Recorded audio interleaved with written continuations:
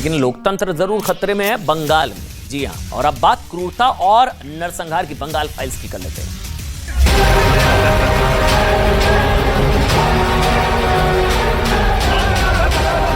चुनाव और हिंसा आज बंगाल में पर्यायवाची शब्द बने।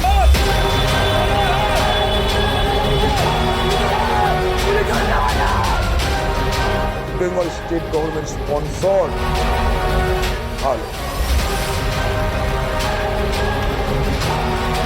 बंगाल के लिए एक अलग सा स्क्रिप्ट भारतीय जनता पार्टी बोलिए और उनके साथ कांग्रेस और सीपीएम।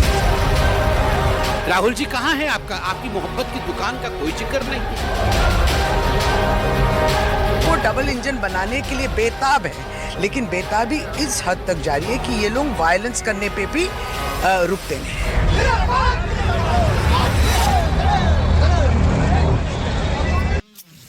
ममता बनर्जी की पार्टी टीएमसी बंगाल के पंचायत चुनाव तो जीत गई है, लेकिन दुर्भाग्य की बात यह कि टीएमसी लोकतंत्र का एक चुनाव एक बार फिर से शायद हार गई है। इसलिए आज नतीजों के दिन नतीजों से ज्यादा चर्चा चुनाव के दौरान हिंसा की हो रही है। बंगाल में चुनाव के वक्त 20 दिन में जबरदस्त हिंसा हुई, 41 लोगों की मौत हुई है। जश्न बन रहा है कि पार्टी जीती है, लेकिन 41 लोगों की मौत हुई है। 1000 से ज्यादा लोग जख्मी बताए जा रहे हैं। आज काउंटिंग के वक्त भी यह हिंसा नहीं थमी। काउंटिंग के वक्त भी आज भी कहीं मतगणना केंद्रों पर बम फेंके गए, कई प्रत्याशियों पर हमले हुए, कई मतपेटियां लूट ली गई, कई दंगे हुए। इसके अलावा हम आपको बता चुके हैं बम बारूद तो सब दिखा ही है। यहां तक कि डर के मारे विपक्ष के प्रत्याशियों को जान बचाने के लिए असम में शरण लेनी पड़ी है। सुनिएगा, बहुत बड़ी खबर है। सोचिए, देश का कौन सा ऐसा प्रदेश होगा जहां लोकतंत्र का महापर्व बंगाल की तरह हिंसक तरीके से मनाया जाता हो।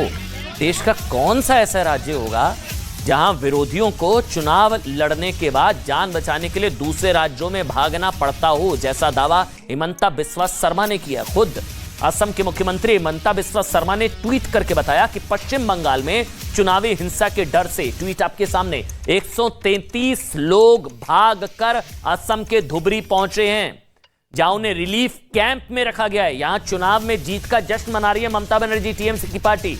ये दावा कर रहे हैं कि 133 लोग बंगाल छोड़कर असम में शरण ले रहे हैं चुनाव के नतीजों के दिन। बंगाल में चुनावी हिंसा तो पूरे देश ने देखी। सवाल है कि बंगाल की चुनावी हिंसा पर महागठबंधन का मौन व्रत क्यों? ये सवाल भारतीय जनता पार्टी पूछ रही है। आज बीजेपी के प्रवक्ता संबित पात्रा ने प्रेस कॉन्फ्रेंस की, सवाल पूछा, राहुल गांधी पूरे देश में मोहब्बत की दुकान खोलना चाहते हैं, लेकिन राहुल गांधी की मोहब्बत की दुकान का बंगाल में शटर क्यों गिरा हुआ है? विपक्ष के जो नेता कहते हैं कि देश में अघोषित आपातकाल है, उन्हें बंगाल का कत्लेआम क्यों नहीं दिखता? क्या नीतीश से लेकर लालू प्रसाद यादव, अखिलेश से लेकर अरविंद केजरीवाल और राहुल गांधी से लेकर शरद पवार तक किसी ने भी बंगाल हिंसा पर ममता बनर्जी के खिलाफ मौन का महागठबंधन तो नहीं बना लिया? जो लोग कहते हैं कि मोदी सरकार में लोकतंत्र खतरे में है, वो बंगाल में लोकतंत्र को खतरे में देखकर भी धृतराष्ट्र क्यों बने हुए हैं? क्यों ना कहा जाए कि बंगाल में चुनाव के दौरान जिन 41 लोगों की हत्या हुई वो स्टेट स्पॉन्सर्ड मर्डर है। ये सवाल आज बीजेपी ने पूछा है।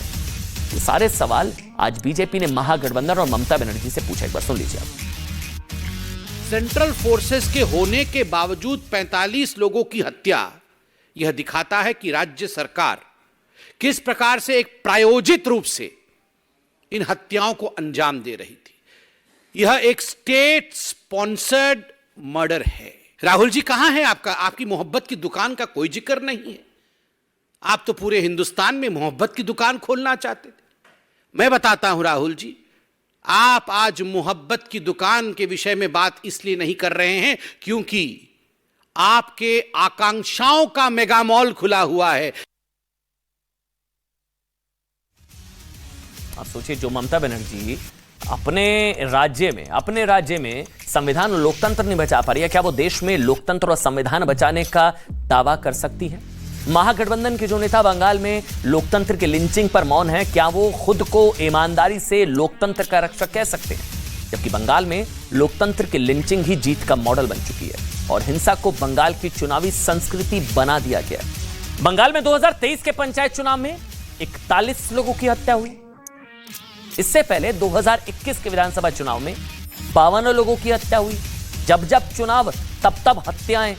इससे पहले बताया गया 13 के पंचायत चुनाव में 15, फिर 18 और अब 42। 2019 के लोकसभा चुनाव के दौरान जबरदस्त राजनीतिक हिंसा हुई। 2018 को केंद्र ने बंगाल को जो एडवाइजरी भेजी थी उसमें कहा गया था कि राज्य में एक साल में 96 राजनीतिक हत्याएं हुई हैं। एक रिपोर्ट में दावा किया गया था कि वर्ष 1999 से 2016 के बीच पश्चिम बंगाल में हर साल औसतन 20 राजनीतिक हत्याएं हुई हैं। तो क्या इसे लोकतंत्र की हत्या नहीं कहना चाहिए? ममता बनर्जी 20 मई 2011 को पश्चिम बंगाल की मुख्यमंत्री हैं।